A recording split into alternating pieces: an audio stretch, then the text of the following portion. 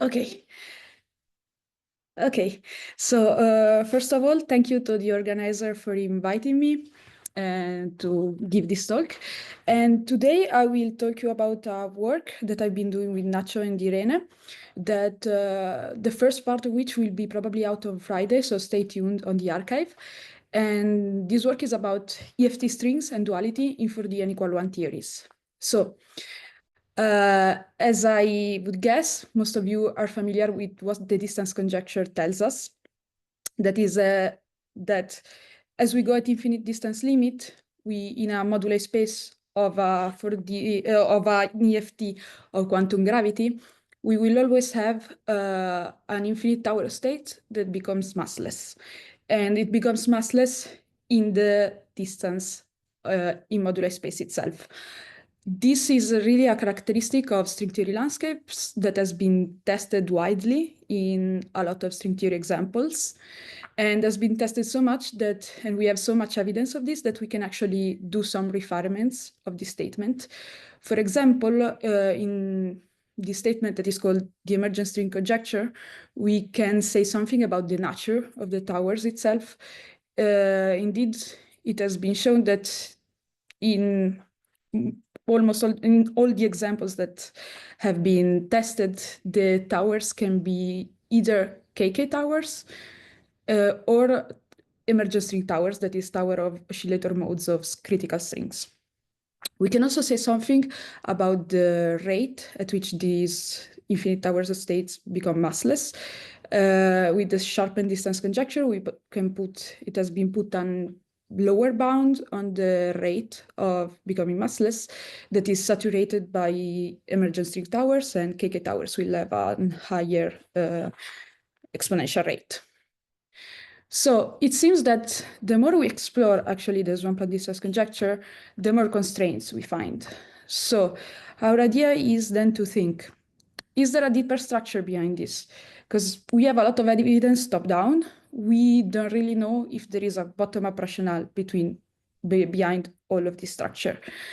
And asking ourselves this question, in the quest to understand this, we try to turn to 4D n equal 1 theories for a specific reason that I will show you now. Indeed, consider the moduli space of a 4D n equal 1 EFT of quantum gravity, and consider that indeed its metric is given by the Kahler potential, and take a Kahler potential of this form. You have a leading part that is given by the logarithm of this polynomial P, that is a polynomial that is homogeneous in the Saxion of positive integral degree in the Saxions themselves. And then you have a part that is given by non-perturbative corrections, given by instantaneous corrections, that in a precise perturbative regime that is given by taking limits of linear combination of Saxions. The Saxions are the imaginary part of this field Z, will be suppressed. So when you take linear combinations that are very large, so very large Saxions, you will have non-perturbative corrections that are suppressed, and you will only have this polynomial part that is indeed homogeneous in the Saxions. So this perturbative region will have an approximate axionic shift symmetry in the field metric. With this approximate shift symmetry, what you would expect is to have some charged objects under this symmetry. And indeed, it has been showed by these authors, Lanza, Marchesano, Martucci, and Valenzuela, that these objects are indeed EFT strings. They are BPS objects that are magnetically charged under the approximate shift symmetry. And being BPS, their tension can be just read off from the Kahler potential in this way, with this expression. And then these objects, these EFT strings, have a very nice property that is, as you take any infinite distance limit in these 4D n equal 1 moduli spaces, you will always have an EFT string that becomes tensionless. Why is this important? And in particular, this is important because the way the string becomes tensionless tells you something about how the leading tower in that precise limit becomes tensionless. becomes massless. Indeed, as the string becomes tensionless, you have a relation between the tension of the string and the mass of the tower that is given by this expression, where this W is called scaling weight. And again, in this paper, it has been showed that in string theory example, you always observe that this W is integer, and in particular, it's 1, 2, or 3 only. So can you understand this just from the EFT point of view? So not having info on the compactification you're coming from, so just bottom up. This is what we ask ourselves, and this is what we are trying to understand. And in particular, we find very useful to introduce this quantity, these scalar charge to mass ratio vectors that are just taking the logarithmic derivative with respect of the sections of the mass of the light towers. These vectors are defined locally on moduli space, but you can still follow a geodesic path and go to infinite distance limit. And indeed, if you follow a precise geodesic path, what you find is that projecting this vector over the tangent vector of the path, you just get exponential rate. Analogously, you can define this vector for the species scale, and this will give you information, important information about the duality theories, the dual theories that you reach following a precise infinite distance limit. You can also define clearly these zeta vectors for EFT string mass scales. You just take the logarithmic derivative of the square root of the tension, and you get an analogous expression for the vectors. And then what you can do is reformulate the integer scaling conjecture, so the relation between the leading tower and the tension of the string in this way, in terms of these zeta vectors. And you get this nice expression that we will very much make use of. And indeed, drawing a convex hull of these vectors that I will show you briefly, in each asymptotic region, you really get some very useful information about the global arrangements of the towers. So not only in one infinite limit, but in this asymptotic region, in all the possible limits that you have globally. And with this relation, you can really give some constraints about the possible towers that you can get, we will see. So the core observation that we did by analyzing different string theory examples is that you always find this relation that we showed. It's true not only for leading towers, like you pick an EFT string limit, okay? You go in that flow, you check this integer scaling relation. It's true not only for the leading tower in that direction, but for all the towers which generate the convex hull in that asymptotic limit. And having this relation valid for all the generating towers implies that there is a lattice structure underlying the convex hull or for the n=1 theories. And indeed, this lattice is generated by the zeta vectors of elementary EFT strings, meaning EFT string charged only in one axionic direction. And then you will always have that light towers generating the convex hull will lie in one point of this lattice. Each tower will lie in one point. This is crucial to really give constraints on how the convex hull can arrange in 4D, as we will see. To convince you that this actually works, I will start with the full top-down story that we analyzed, and I will start for a simple example of taking just E8 times E8 heterotic string theory on a Calabi-Yau threefold and taking a volume given by this expression that is saying, let's take only one saxion, okay? And a universal saxion that will give you us the 4D dilaton. And in this simple theory, we will just have this light towers content, just the string oscillator modes controlled by the 4D dilaton, the full decompactification of KK modes, because we can only decompactify the full volume, but we can also have the Raja-Witten theory interval that will give us the KK modes of this M theory interval, indeed. So we will only have these three towers. Now, the idea is take these expressions, calculate the zeta vectors, draw the convex hull of them, calculate also the species scale. It's the convexol, the green lines that you see and the green points. The blue points are the towers and the towers convexol, the blue lines. Then also calculate and draw the EFT string vectors that are the red arrows. The elementary ones will be the ones that lie on the axis. And then from the species scale, you can tell what are the dual theories that you reach in every infinite distance limit. We see that in this simple case, you just have two. And we did this table with all the possible towers and dual theories and subleading towers. And then what you do is take indeed the scalar product of the tower vector and the EFT vectors, and you check that indeed you always have that the W that is showed in this table is always an integer and is always 1, 2, or 3 in this top-down example. Now, you can do the same thing for different Calabi-Yau volumes, again in the same theory, and you always get, as you see, that the scaling weight is integer 1, 2, 3. We also checked in different other compactifications. Here it's not showed type 2A compactifications because it's completely analogous to the heterotic EATA case, and so you get the same results.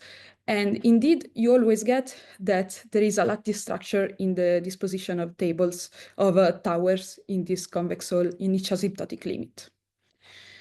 Now, so again, top-down lesson, we get that all light towers lie in these points of the lattice generated by the EFT strings. And this is a purely top-down observation.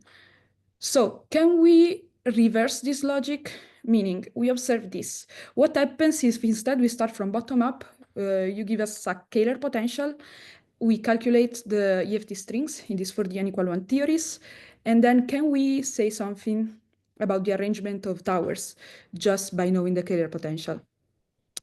And it turns out that the answer is yes. So from bottom up, what you do is just having two core assumptions. So you take the integer scaling relation that you observe from top down, and you just reverse it and you impose it this time. So what you get is that indeed you impose the integer scaling to be valid for all EFT strings and all towers generating the convexol. So what you get is basically that you take a lattice generated by these EFT strings. You also assume what is basically the Emergent String Conjecture. That is, you assume that the number of internal dimensions that they compactify is always integer. That is a kind of straightforward assumption. And you also assume that the modulus of the zeta vectors is given by this expression. And it's for KK towers, for emergent string towers, you just take 10 to infinity and you get indeed the modulus that is indeed connected, in the end connected to the exponential rate.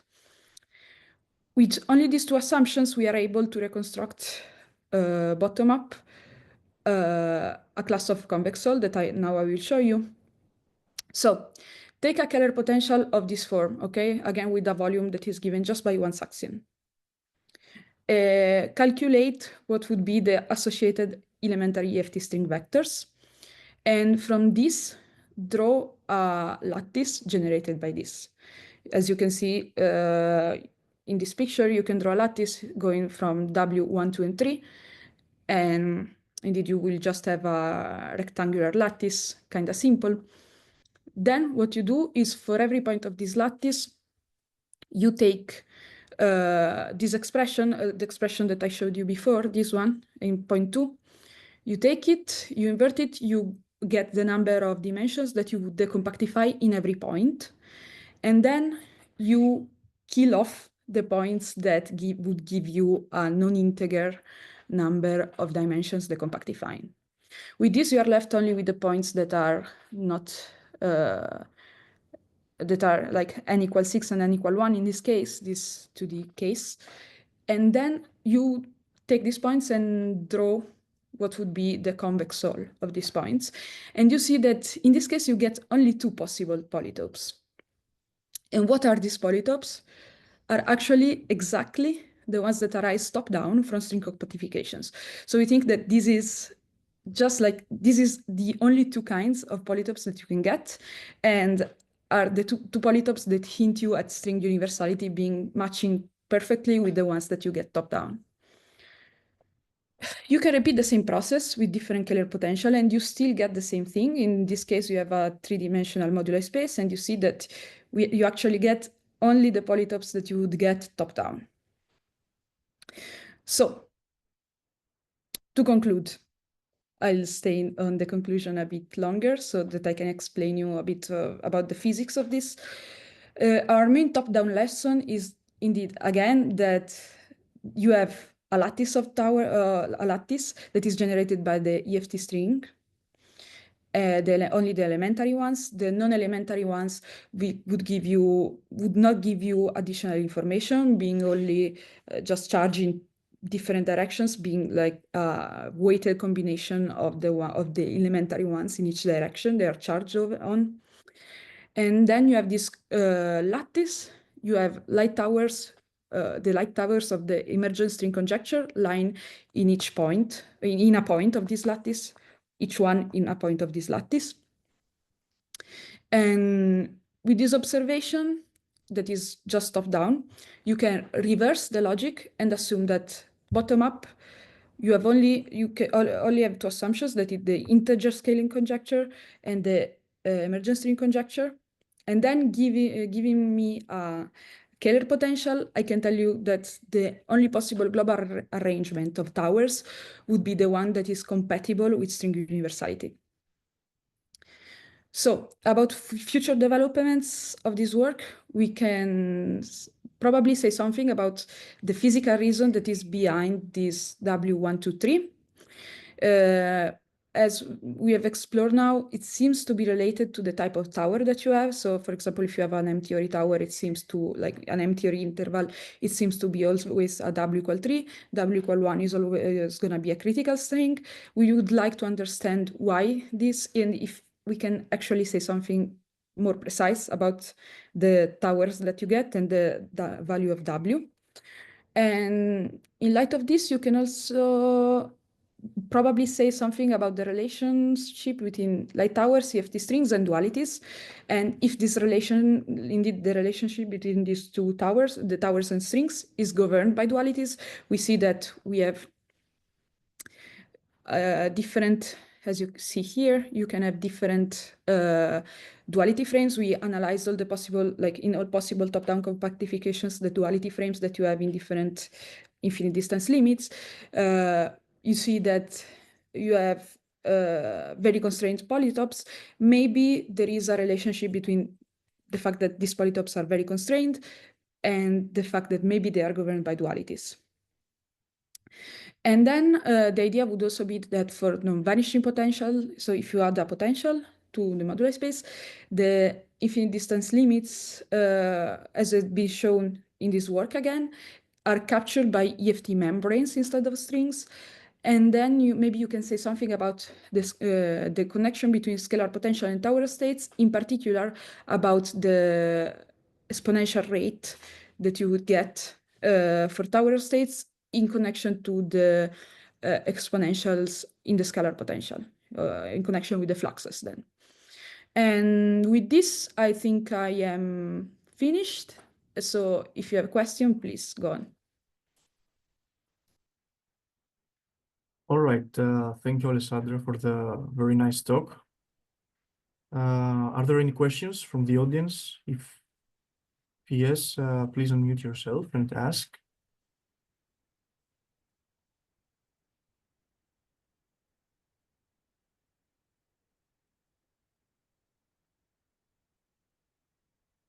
We'll leave the discussion open after the second talk. So just in case you want to ask something, you can do it later as well.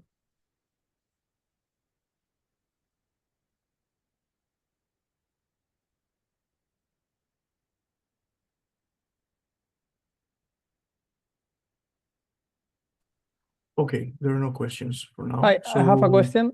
Okay. So yeah, Gonzalo, please. Yeah. You only consider 4D, or you have more generalities in other dimensions? We only consider 4D because it's where you can define these EFT strings. You have only, I've seen a work recently by Timo Weigand and other people talking about something very similar in 5D. You can probably say something that is analogous in 5D. In that work, they do something very similar, like trying to give strength to the emergent string conjecture. So I think we didn't do it in particular, but I think you can do it, yes. Okay, thank you. Okay, there is another question by Bernardo. Bernardo, please. Yeah, very nice talk. Thank you. Hi. What to ask if you need to impose at some point the maximum number of dimensions that you are decompactifying, if it's 11, or you can leave that free?